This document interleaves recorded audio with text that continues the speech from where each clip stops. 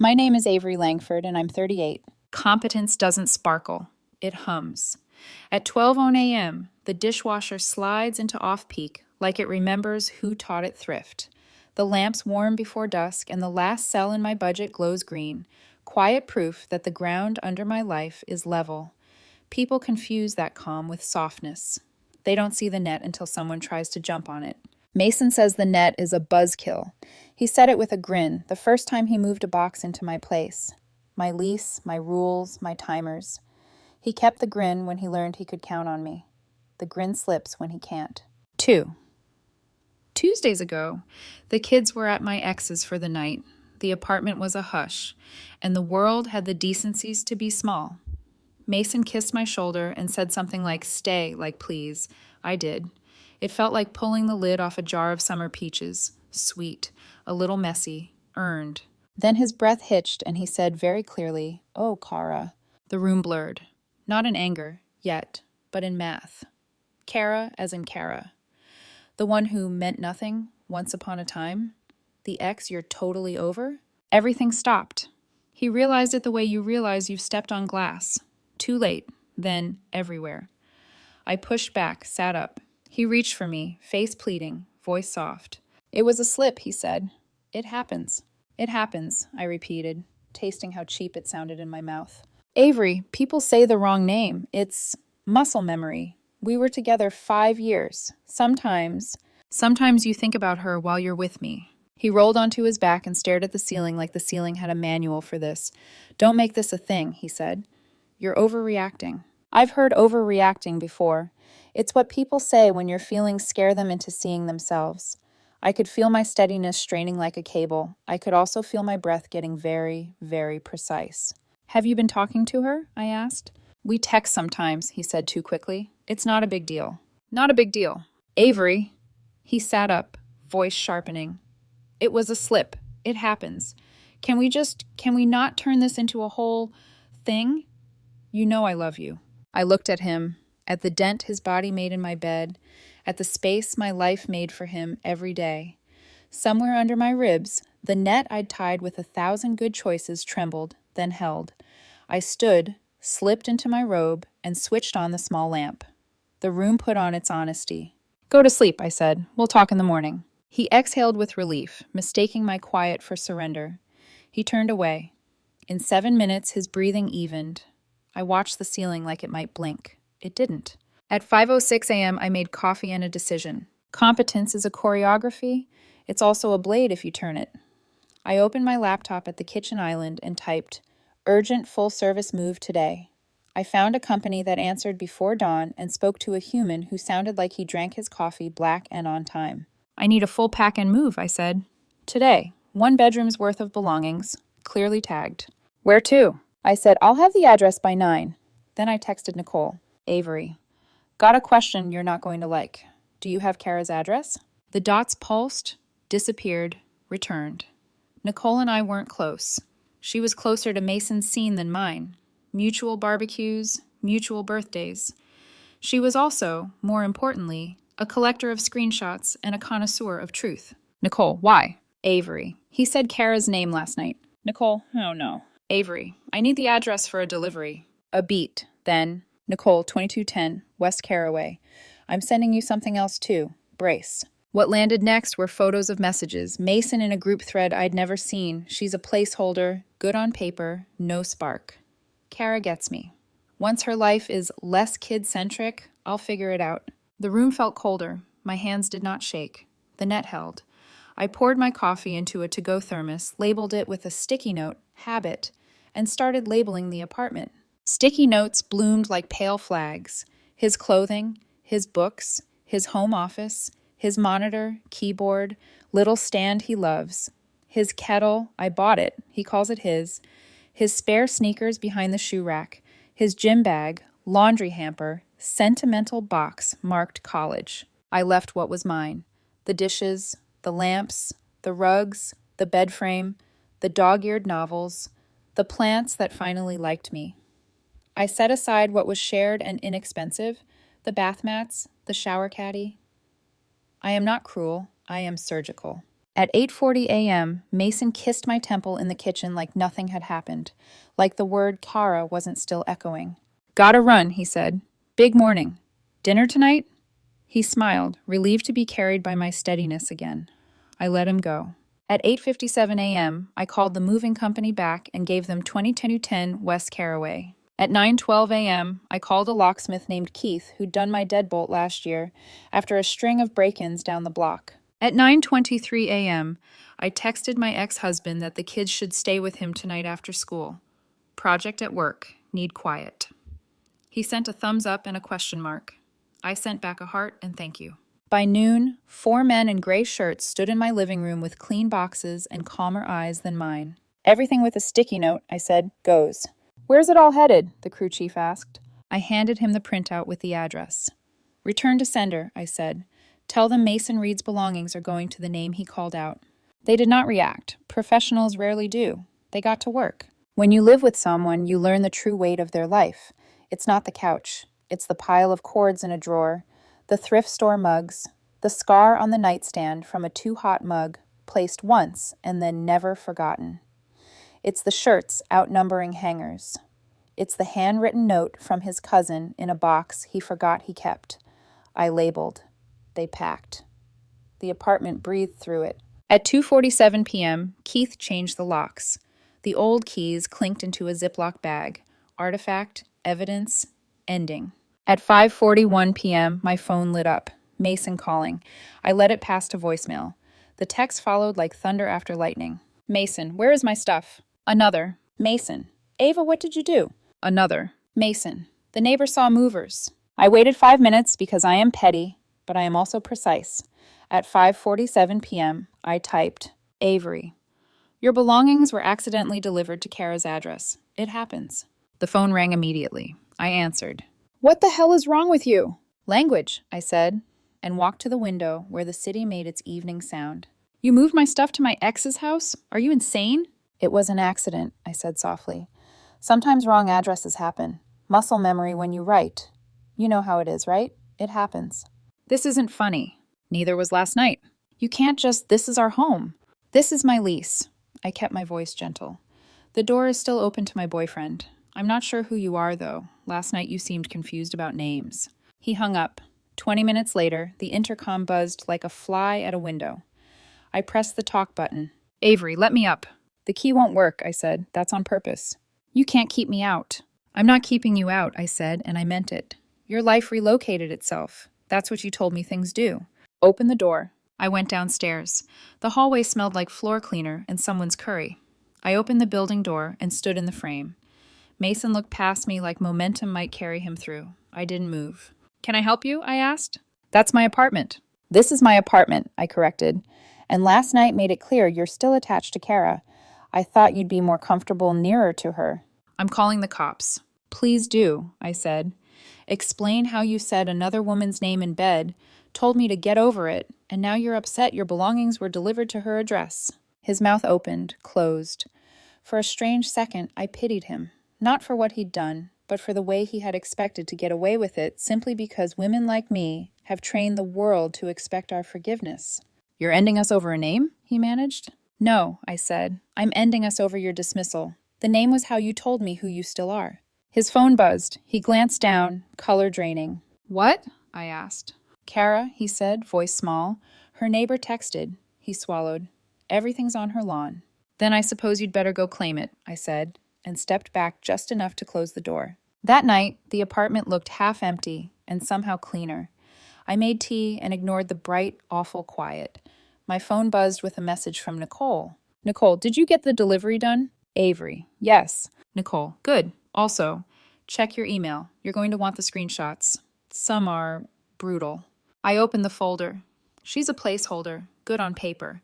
Kara gets me. After her youngest is in school, I'll bounce. Avery loves plans. Watch me ruin one. I put the phone face down and traced the faint ring on the nightstand with my thumb. Competence hummed in the walls again, steady and unromantic. I could fix the ring with oil and patience. I could fix the locks. I could fix the quiet. I could not fix a man who said the wrong name and then told me I shouldn't mind. In bed, the dent on his side of the mattress rose like a scar healing. I turned off the lamp and let the dark do what it does best: simplify. Names matter, I whispered into the quiet. Mine will too. The movers finished at 3:06 p.m. Clean tape lines like stitches after surgery, cardboard towers where his life used to be, vacuum tracks where his dresser had pretended to belong. The crew chief handed me a carbon copy and a polite nod. All labeled pieces are on the truck, he said. We'll hit the West Caraway address by 4. If the recipient has questions, I said, tell them the sender said, it happens. He didn't blink. Professionals rarely do. The door shut with the gentle click of a job done right. I walked the apartment once, the way you walk a field after a storm. The bed looked wider. The closet breathed. On the fridge, a magnet that used to hold his festival wristbands now held nothing, just a square of lighter paint where a calendar had been. A small mercy, the silence had softened from awful to exact. At 3:22, Nicole called. I put her on speaker and set the phone on the counter. Delivery en route, she said. You okay? Functional. She hesitated. I sent you more screenshots. I didn't know it was this bad, Avery. I thought he was being dramatic in the chat. That placeholder line. I saw it. And this one, once Kara's place is open, I'll have an escape hatch. That was last week. I leaned against the counter. He said it wasn't a big deal. It's not, Nicole said, voice dry. It's a whole deal. If you want me to testify to what I saw, I will. Save them, I said. Label the folder with dates. I know you will anyway. She exhaled, a soft apology wrapped in air. Do you need me tonight? I can come over, or I can babysit the quiet from far away. From far away, I said, but keep your phone on. Always. At 3:58, the crew chief texted a photo. Boxes stacked like windbreaks on a porch with peeling blue paint. The caption, delivered to 2210 W. Caraway. No signature. Occupant refused. Left on property. Refused, of course. At 4:11, my intercom buzzed once. Someone testing to see if muscle memory could open doors. It didn't. At 4:19, the first call came. Mason. I let it ring. At 4:20, a text from an unknown number landed, followed by a second that identified the sender. Unknown. Is this Avery? Unknown. This is Kara. I stared at the screen long enough for the bubbles to go away and come back. Avery. Yes. Kara. I don't know what game you're playing, but a moving truck just dumped a bunch of men's stuff on my porch with a note about the right name. Avery. Not a game, a correction. Kara. Mason told me you two were doing badly. He didn't say you were unstable. Avery. He said your name in my bed last night. He's been texting you for months and calling me a placeholder. I don't do unstable. I do complete sentences and receipts. The typing bubbles boiled, stopped, returned. Kara. I didn't know he was living with you full time. Avery. He was, until about noon. Kara. He said he might move out soon. He said you were rigid. Avery. I am consistent. Another pause. Then. Kara. He's on his way here. I didn't invite him. Avery. Then this is a convenient chance to practice no. No reply. The bubbles went silent. At 4:37, Nicole again. FYI, rumor mill at Mason's gym just lit. He posted a story. She threw me out for saying a name. Psycho. Comments split. I sent the thread screenshots to your email. I opened the app. Mason's story was a shaky video of my building's exterior and his dramatics. He'd tagged a sad piano audio. He'd written, overreacting is a lifestyle. I tapped through. Half a dozen replies from his orbit, predictable. Bro, that's wild. She always seemed intense. You deserve better. Then, buried halfway down, one that made my jaw set. You called her Kara, followed by a skull emoji. I screen recorded the whole thing, saved it, forwarded it to a folder labeled Timeline. At 5:02, the neighbor across the hall, Mrs. Kemp, white hair in a soft bun, lavender cardigan, knocked. I opened to find her holding a pie tin with something that smelled like apples and calm. I heard commotion, she said gently, and then I saw men carrying boxes. Are you safe? I am, I said. Thank you. She peered around my shoulder, reading my walls the way older women read weather. Cleaner, she observed. Yes. She placed the pie in my hands. Sugar helps bridges hold, she murmured, and you can borrow my screwdriver if you need to move anything you couldn't before. I smiled despite myself. I'll keep that in mind. Good girl. She patted my arm with a firm affection earned with decades. Names matter. Keep yours. The elevator dinged down the hall. We both looked. The door slid open to reveal no one I recognized. For a breath, I saw nothing but an empty metal box. When we said hello again, it sounded like agreement. Mrs. Kemp returned to her apartment. I set the pie on the counter and stared at it like it might jump in and fix the day. At 5:41 came the first real storm. Calls, texts, buzzing at the door. I watched them arrive, counted them like thunder. Mason, answer your phone. Mason, the movers left my stuff with Kara. On the lawn. Are you kidding me? Mason, everyone can see it. Her boyfriend is there, and he's pissed. Boyfriend, noted. The gender swap rule in my head clicked like a lock. Ex-girlfriend, her current partner is male. Straight lines, clean edges. I typed, Avery, perhaps you could ask the boyfriend whether names matter. He called again. I answered. Let the pause work on him. You humiliated me, he said low and hot. I corrected the record, I said. You made a spectacle. You did that when you said her name. I just turned on the porch light. He swore. He's throwing my boxes into the grass, Avery. He says he didn't know. Kara's crying. This is a disaster. I'm sorry your disaster is public, I said. Mine was private, briefly. You need to fix this. No, I said. I need to feed myself dinner. He laughed, bitter. Wow, stone cold. Accurate, I said. Also warm enough to bake pie. I hung up. At 6:03, Nicole sent another update. Kara's boyfriend, name Eric, I think, is posting. Says some guy showed up claiming porch rights because his girlfriend invited him. Eric's caption, absolutely not. A second later, a screenshot arrived. PSA. If you're still in love with your ex, don't use your current girlfriend's porch as a loading dock. Also, don't lie to two women at once. Boxes available for pickup until 7. After that, weather becomes the boss. I had to bite back a laugh. It tasted like relief mixed with irony. At 6:19, an unknown number. This is Eric. Come get your guy. Avery. Not my guy. Eric. He says you moved his stuff here. That makes him your problem. Avery. Logistics, not ownership. Feel free to put the boxes in the garage until he grows thumbs. A pause. Then, unexpectedly, Eric. I'm sorry. I didn't know he was living with you. Avery. I didn't know he was still living in his head with her. Now we both do. Eric. He's out front yelling. I've got neighbors. Kids. Avery. Document everything. Film if needed. If he steps on your property after you tell him to stop, call the police. I'll text him to pick up quietly. Eric. Appreciate it. I texted Mason. Avery. Pick up your belongings calmly or the police will meet you there. You have until 7. After that, the weather becomes the boss. He didn't reply, but the storm of calls stopped for a while, which meant some other fire needed his oxygen. I ate a slice of apple pie standing up, as if chewing could be a prayer. I tried to decide whether the apartment felt empty or honest. Honest won. At 6:47, a photo from Nicole, Mason, red-faced, dragging a taped box down a walkway while a man in a gray hoodie, Eric, stood with crossed arms on the porch, filming. Kara sat on the step, head in her hands. The caption, he's collecting what's left. Another photo, 3 labeled boxes slumped in wet grass, the tape already freckled with dew. At 7:02, Mason again. I silenced the call. The voicemail arrived like a small storm cell. You embarrassed me. You used my stuff to make a point. You've always wanted control. This is just proof. Kara's freaking out. Eric's threatening to call the cops if I come back. Are you happy? I pressed play a second time and listened carefully to his grammar. You embarrassed me. You used. You wanted. This is proof.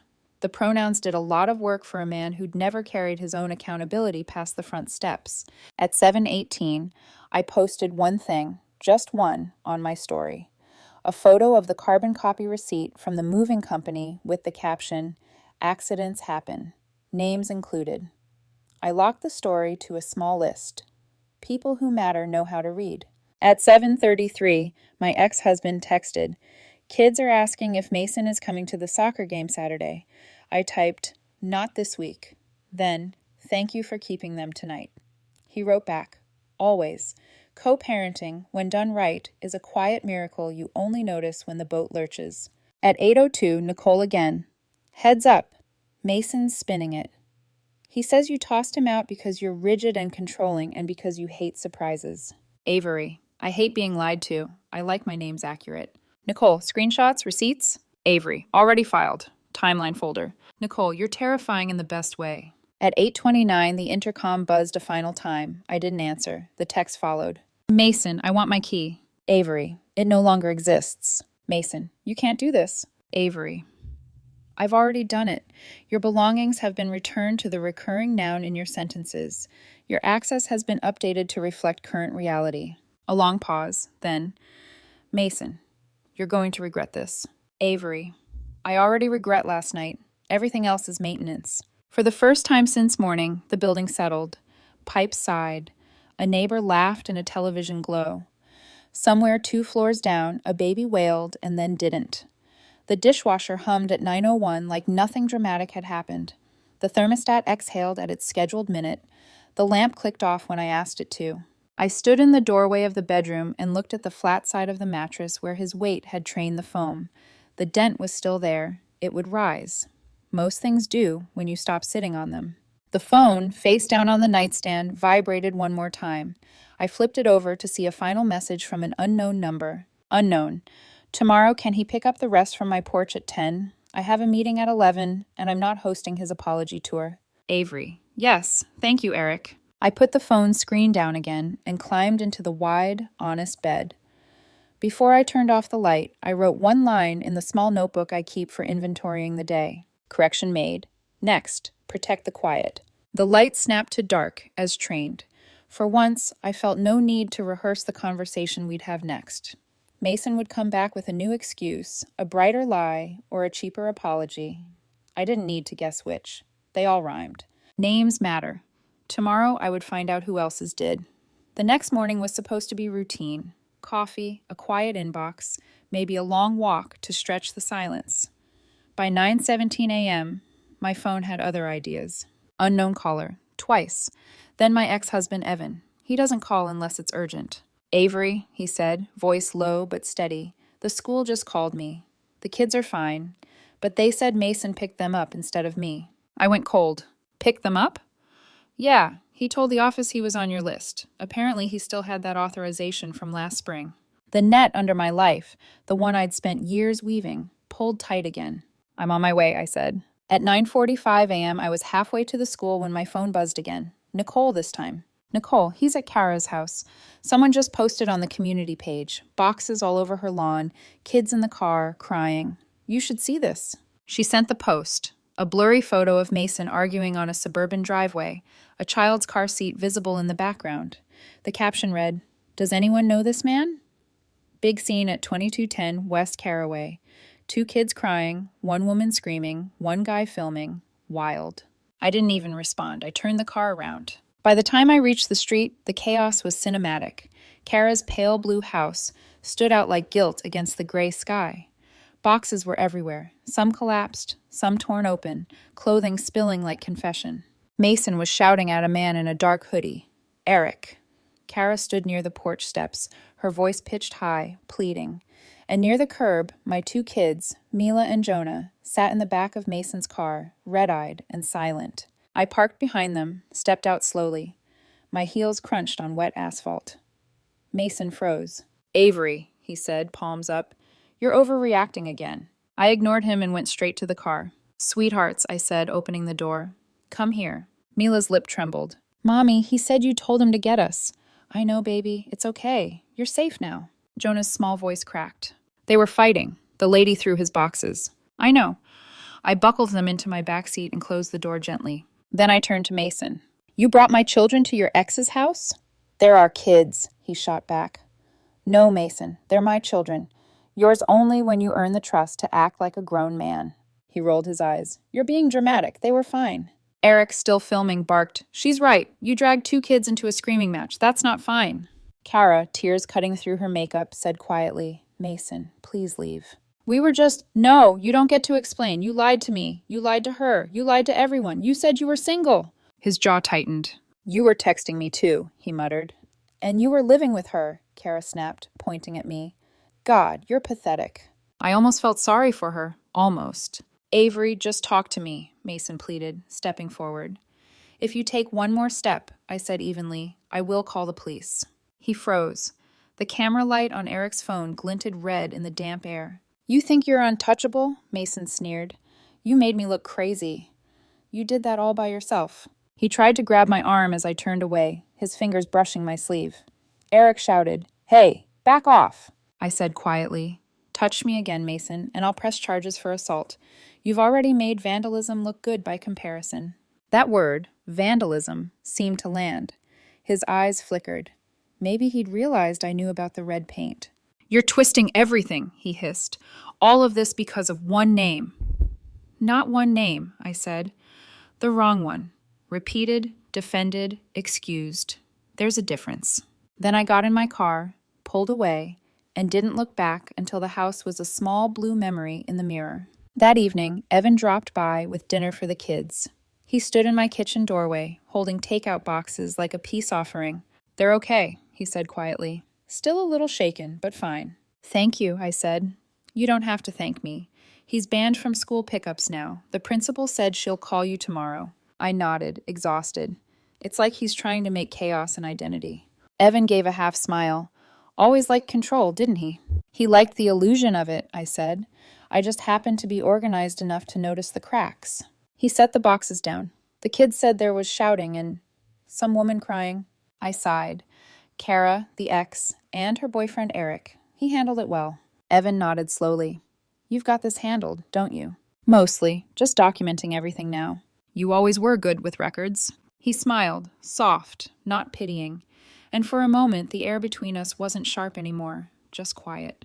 "They're lucky," he said, "to have the steady parent." Later that night, after the kids were asleep, I went through my email. Nicole had sent me a folder, screenshots, timestamps, public posts. Mason's narrative was spreading, fast. He'd written on social media, "My ex threw me out, stole my stuff, and traumatized my kids over a misunderstanding. Some people can't handle mistakes." I scrolled through the comments. Half of them were sympathy, half confusion. Then someone asked, "What was the misunderstanding?" He didn't answer, so I did. Avery, comment. "He said his ex name during intimacy. Her name was Kara, the same woman he's been texting for 6 months. I moved his things there by accident. It happens." The thread exploded. Within minutes, people were taking sides. Then Nicole texted again. "Nicole, you win the internet today." Avery, "I don't want to win. I want quiet." Nicole, "That'll come. After the storm, there's paperwork." At 11:09 p.m., my phone rang again. Unknown number. A man's voice, careful and deep. "Hi, is this Avery Langford?" "Yes. Who's this?" "Eric, Kara's boyfriend." "Ah, hello, Eric. I hope your evening's calmer." "Mostly. The cops came after a noise complaint. They didn't arrest him, but they made him leave. I just wanted to say thank you for the warning, for staying calm when he didn't." He paused. "He said some ugly things about you. I didn't believe them. You seem deliberate." I smiled faintly. That's my superpower. "Well, deliberate saved the night. Kara's shaken, but she's filing a restraining order tomorrow. You might want to, too." "Already drafting," I said. "And thank you for standing your ground." "Any time," he said. "Good luck, Avery." The line clicked off. I closed my laptop and went to check on the kids. Mila had curled around her stuffed fox. Jonah snored softly.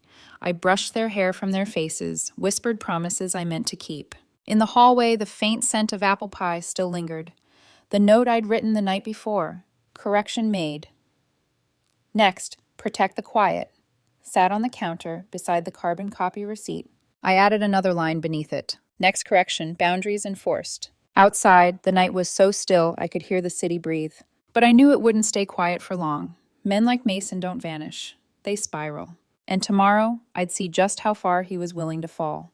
The spiral started on a Thursday. At 6:42 a.m., my phone pinged. With an alert from the home security app. Motion detected, garage exterior. 2:07 a.m. I'd slept through it. The thumbnail froze on a blur of red. I tapped to expand. Paint. Thick, dripping, arterial red. Across the garage door, 4 letters, crude and uneven. BIA. The rest cut off by the frame. For a moment, I just watched the footage. Mason's hood pulled up, a spray can in one hand, the same lazy slouch in his walk. When the nozzle hissed, my stomach didn't twist. It hardened. At 6:49, I called the non-emergency police line. At 6:53, I called my lawyer. By 8:12 a.m., Officer Delaney stood in my driveway, mid-40s, weathered face, compassion in her tone. She looked from the garage to the playback on my phone and whistled. "That's clear enough to be evidence," she said. "You pressing charges?" "Yes," I said. "Vandalism, property damage, harassment, whatever fits." "You two were living together." "Until 3 days ago." "Breakup gone bad?" "Breakup gone accurate," I said. "He just didn't like the accuracy." Delaney half smiled, like she'd heard worse. "You want to keep the footage?" "I've already uploaded it to Cloud and sent a copy to my attorney." "Good," she said, scribbling notes. "Document everything, and maybe repaint later." I looked at the streaks, the obscene half-word bleeding into concrete. "Not yet," I said. "It's proof." She nodded. "Proof first, paint second." When she left, I stood there, coffee cooling in my hand, looking at what was left of the word. It wasn't anger I felt. It was confirmation. He was unraveling exactly the way men do when they've lost control of the narrative. By noon, the posts began. Mason on social media again. "She's smearing me with lies. I just wanted to talk. She's unstable, attached, a photo of the garage door, cropped, of course, captioned. See what she's doing to me?" I watched it gain likes from his usual crowd. Sympathy junkies. At 12:30, Nicole texted, "Nicole, he posted the paint. He's pretending you did it. Avery, let him. The timestamp on my camera says otherwise. Nicole, you really saved everything, huh? Avery, competence is choreography. Documentation's the music. Nicole, God, you're terrifying. I love it." At 3:15, my boss called me into her office. Her tone was careful. "Avery, we got a strange call this morning from Mason Reed." "What did he say?" "That you're having some kind of breakdown. He claimed you destroyed his property and are unfit for your position." I slid my phone across the desk, open to the police report number and security stills. "This is the breakdown," I said. "Caught on video." She studied the photo, her jaw tightening. "Good Lord. Well, that settles that. I can take a few days remote if you'd prefer." "No, you're fine," she said firmly. "We believe receipts here." She pushed the phone back toward me with a thin smile. "Next time he calls, I'll record it for harassment." That night, I skipped dinner and watched the neighborhood through the blinds. The garage gleamed under the streetlight, red letters dried like scabs. I wasn't scared exactly, more awake. At 9:17, Evan texted, "Kids asleep. Mila asked if Mason's in trouble. I said adults sometimes have to face consequences." Avery, "Perfect answer, thank you." Evan, "How's the garage?" Avery, "Honest." He sent a thumbs up. It felt like solidarity. Friday morning, I found a voicemail from Pastor Williams, our old pastor, the one Mason liked because he talked more about forgiveness than responsibility. "Avery, I'd like to speak with you. Mason's reached out. He's concerned about you. He says you're retaliating. I just want to understand both sides." I stared at the phone, then called him back. "Pastor," I said, "have you ever counseled someone who was betrayed and then gaslit for reacting?" "I have," he said carefully, "many times." "Then you already understand my side, but just in case." I forwarded him the police report, the screenshots, the vandalism photo, and one line of text. Forgiveness is not the same as lack of evidence. He never called again. By Saturday, it escalated. Mason showed up at the church that morning, according to Nicole, performing repentance for an audience. She sent me a photo, him kneeling in the front pew, tears for hire. Caption, "Man who spray painted his ex's garage seeks forgiveness under LED lighting." By Sunday afternoon, the gossip mill had shifted gears. Half of his sympathizers went quiet. The other half doubled down, parroting words like vindictive, cold, overreacting. Nicole warned me, "Brace. He's losing control, which means he's about to play the victim harder." She was right. Monday night, 10:14 p.m. My security camera pinged again. This time, he didn't touch the garage. He stood in the driveway, looking up at my window, hood off, face bare. He stayed for 42 seconds. Long enough to be seen, short enough to claim it meant nothing. Then he walked away. I filed another report. Officer Delaney came back. "He's baiting you," she said, "trying to get you to engage. He'll get silence instead." Good. Silence is harder to argue with in court. She gave me a card for a victim's advocate and left. The next morning, Kara called. "I'm sorry," she said, voice hoarse. "I should have warned you sooner. He's been unhinged since the delivery. He keeps driving past my house, leaving voicemails, crying 1 minute, screaming the next. I told Eric I'm filing a restraining order today." "Do it," I said, "and don't engage. He's saying you ruined his career. He tried to get his job back at that ad firm. Sent them your police report claiming it was fake. They checked. Now they're reviewing him for harassment." "Actions have consequences," I said. "He's just learning that some of them come with paperwork." "Avery," she said quietly, "I didn't believe everything he said about you. I should have. I'm sorry." "Believe what you see," I told her, "not what you're told." She exhaled, shaky. "You're a lot calmer than I'd be." "I spent years practicing calm. Turns out it's excellent training for revenge by logistics." She laughed, brittle and real. "If I ever start a self-help podcast, that's the title." At noon, I met with my lawyer, Marianne Cho. She was brisk, precise, and unflappable. "You've built a flawless documentation trail," she said, flipping through her tablet.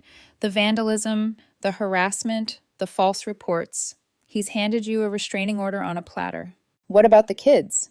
You have a clean record. Police reports in your favor. He brought them into a public altercation. Twice. The court won't like that." She looked at me, assessing.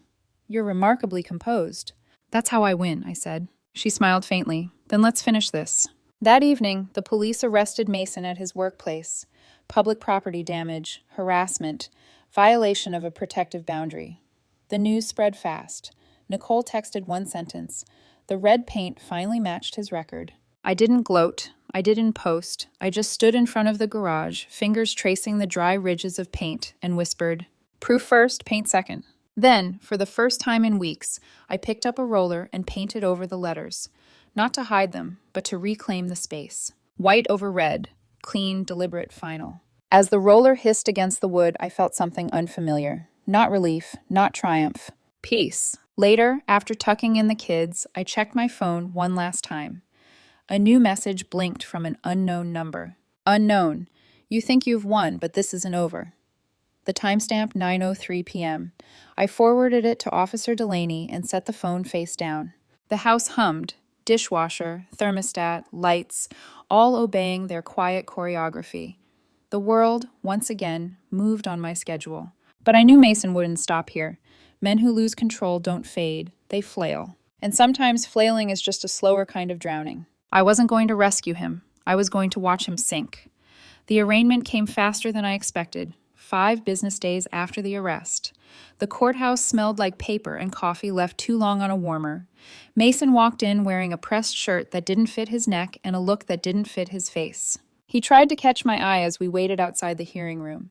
I kept mine on the hallway clock. "Avery," he started low, "can we please talk like adults?" "We are," I said without looking at him. "You have a lawyer, I have a lawyer. That's what adults do." His jaw flexed. "This is all so unnecessary. You made it worse than it had to be." "You spray-painted my garage," I said softly. "You picked up my children without permission. You showed up in my driveway at 2 a.m. I didn't make anything worse. I just stopped making it easy." He laughed once, bitter. "You always think you're the victim." "No," I said, "just the record keeper." When they called our names, the courtroom filled with that shallow hush that happens when gossip has more gravity than grief. His lawyer, a sleek man in a blue suit, argued that the vandalism was an emotional outburst, a momentary lapse of judgment. My lawyer, Marianne, countered with timestamps, footage, and the pattern of escalation. The judge, a woman in her 60s with a voice like gravel, took one look at the photos and said, "Mr. Reed, you're lucky she documented instead of retaliated." By the end of the day, a restraining order was in place, 100 yards, no contact, no exceptions. Mason looked at me as they handed him the paperwork. Not angry this time, hollow. He mouthed, "Please." I looked past him. Some apologies don't sound like words. They sound like air leaking from a tire. 3 weeks passed. The quiet was back mostly. The kids' laughter started sounding normal again. Mila drew a picture for school. Her, Jonah, me, and the dog under a bright yellow sun. No Mason? No blue scribbles in the corner. When I asked if she wanted to add him, she shrugged.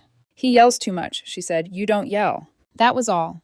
Children have a way of cutting truth into perfect shapes. Then came the letter. It wasn't handwritten. It was printed, folded clean, no return address.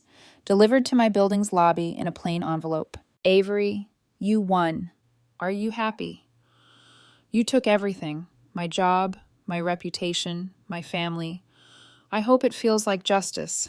Maybe someday you'll understand what it's like to lose control of everything you built. I miss you. M. I stared at it for a long time. The tone wasn't threatening, not exactly. More like a performance of regret written for an invisible audience. I forwarded a photo of it to Officer Delaney. She logged it as a violation of contact, added it to the file, and told me, "Don't respond. He's testing boundaries again." So I didn't. But that night, I dreamed of the red paint dripping, letters reforming themselves over and over, spelling nothing coherent, just his name melting into the door. By the following month, Mason's court-ordered counseling began.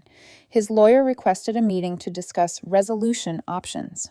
Marianne advised I attend remotely from her office. Mason appeared on screen first, seated in some neutral beige room. His eyes darted to the camera, trying to gauge how much empathy he could still pull from me. "Avery," he said carefully, "I'm trying to get better." "Good," I said. "I know I messed up, but I just need you to tell the court I'm not dangerous. Please, it's affecting my job prospects." Marianne leaned forward before I could answer. "Mr. Reed, your behavior has consequences. My client will not amend her statement. The record stands." Mason's composure cracked. "She's vindictive. She's punishing me because I said one wrong name." "And then," Marianne said calmly, "you vandalized her home, harassed her, and frightened her children. That's more than one mistake."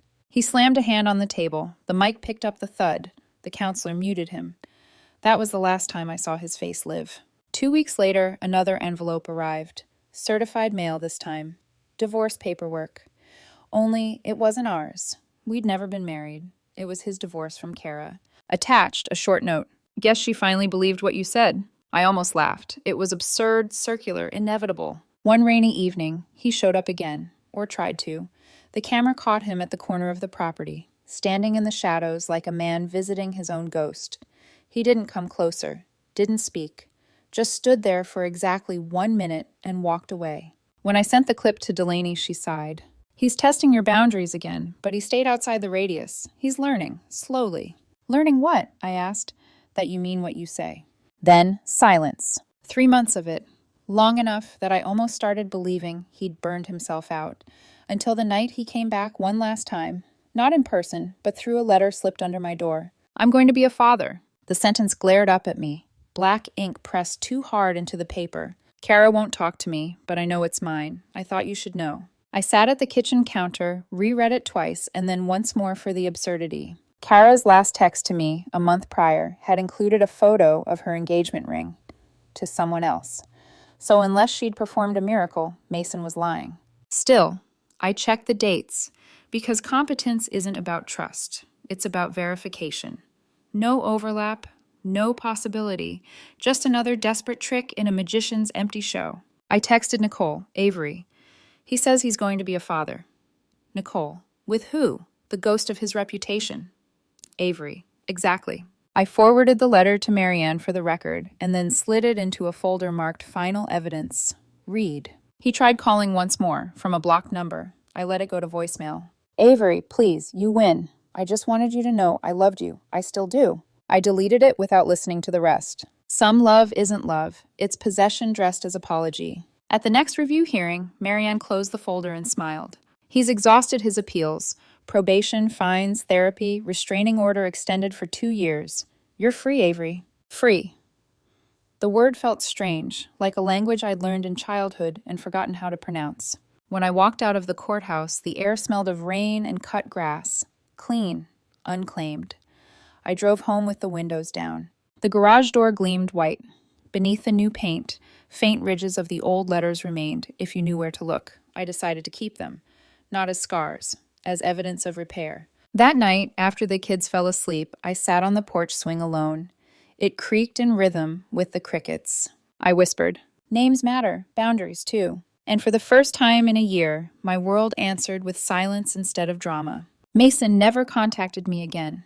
But sometimes, when the dishwasher clicks into its cycle at 12:01 a.m., I remember how quickly everything can change, how one wrong word can redraw an entire life. Mine, at least, was drawn clean. 6 months later, the world had texture again. Not noise, not adrenaline, texture. The sound of the kettle finishing just as the thermostat sighed to life. The dog thudding against the couch in approval of a day gone right. I'd forgotten how peace feels. Not loud, not triumphant, just accurate. The garage door was white now, smooth except for the faint raised veins where red once bled through. I hadn't sanded them out. They were a reminder that erasure isn't healing. Proof is. Mila and Jonah were sprawled on the rug doing homework when Evan dropped by to pick them up for the weekend. He looked around the house. New paint, brighter curtains, a different kind of air, and nodded. "Feels lighter," he said. "It is." "You seeing anyone?" I smiled. Not seeing, but I met someone at Jonah's soccer practice, Ethan. Ah, the single dad with the quiet laugh. "You noticed." Everyone noticed. He grinned. For once, it wasn't awkward. We'd survived the worst of each other years ago. As he herded the kids toward the car, Mila turned back. "Mom, can Ethan come to my game next week?" "If he wants to." "He'll want to," she said confidently, and skipped down the walk. Ethan came, of course. He stood beside me on the bleachers, hands in his jacket pockets, smile small but certain. His daughter, Lily, sat beside Jonah sharing a thermos of cocoa. "I heard about the garage thing," Ethan said quietly once the whistle blew. "Everyone did," I said, not embarrassed. "And you're still standing." "That's the trick," I said. "Don't rebuild smaller, just steadier." He chuckled. "You'd make a good engineer." "I already am, just emotional architecture." By the second half, our conversation had drifted from kids to recipes to the odd, hesitant possibility of dinner next week. That evening, when the kids were asleep, I opened the file cabinet and pulled out the folder labeled Final Evidence. Read. Inside, every printout, every photo, every certified copy. I added one more, an email from the court confirming the restraining order renewal had been automatically approved. 2 more years of quiet. I sealed the folder, wrote in black ink, closed. Then I placed it in the bottom drawer behind the tax returns and warranty papers. Out of sight, but never out of record. A week later, I ran into Kara at the grocery store. She looked tired but cleaner somehow, like someone who'd stopped apologizing for breathing. She had a small band of silver on her left hand. "You look good," I said. "So do you," she said, exhaling. "I wanted to thank you." "For what?" "For the truck. The chaos. The wake-up call. If you hadn't done it, I might still be believing him." She hesitated. "I'm sorry for my part in it." "You don't owe me that," I said. "You just owe yourself better next time." "I think I found that," she said, touching her ring. "And congratulations on surviving him." I smiled. "We both did. That counts." When she walked away, I felt something uncoil that had been tight for too long. Forgiveness. Not for him, but for the part of myself that had believed I needed to manage someone else's chaos to prove I was kind. Months rolled on. The kids adjusted to their new rhythm. Weekends with their dad, weekdays with me, no more whispered arguments in hallways or tense phone calls. Ethan and I built our connection slowly. One dinner, one concert, one shared silence at a time. He never asked about Mason until I brought it up myself. "He was a lesson," I said simply. "In what?" "Boundaries and spelling." He smiled. "Spelling?" "Knowing the difference between a name and a mistake." Christmas came early that year. Mila helped me string white lights along the new garage door, tracing the same space where once 4 angry letters had screamed. When she plugged them in, the glow reflected soft gold across the snow. "It's pretty," she said. "It's honest," I said. She frowned slightly. "Are those the same thing?" "Sometimes," I said, "when you've earned them." Inside, Jonah's laughter floated through the window. The dishwasher hummed exactly on schedule. On New Year's Eve, Ethan and I took the kids downtown to watch fireworks. When the first burst painted the sky in silver, he reached for my hand. "Any resolutions?" he asked. "Just one." "What's that?" "Keep my name. Guard my peace." He nodded. "That's 2. Then maybe I'm allowed to overachieve now and then." We laughed. Somewhere behind us, a group of strangers counted down the last seconds of the year. 5, 4, 3, 2. I didn't make a wish when midnight hit. I didn't need to. Weeks later, I got an email from Nicole with the subject line, "You'll like this." Inside was a link to a news article. Former marketing exec Mason Reed, sentenced for violating protective orders, Therapy extended, no jail time. I didn't click the comments. I didn't forward it. I just archived it, then deleted the folder named after him. That was the last time his name ever appeared on my screen. Life settled into something resembling grace. The thermostat exhaled at dusk. The budget cells still glowed green. And once, while I was folding laundry, I found an old note of his tucked in the back of a drawer. A relic. You make everything too perfect, Avery. Relax. I smiled. No, I said aloud. That's how things break. I tore the note in half, then again, until it was confetti in the trash. This morning the sky was pale gold, the air sharp with winter. The garage door stood clean and still. Inside, the faintest traces of red hid beneath the white paint, invisible unless you knew where to look. I always will. But it's not a scar anymore. It's a signature, proof that the world tried to write the wrong name over mine. And I wrote back louder, steadier, truer. Names matter, and the only one that still echoes in this house is mine.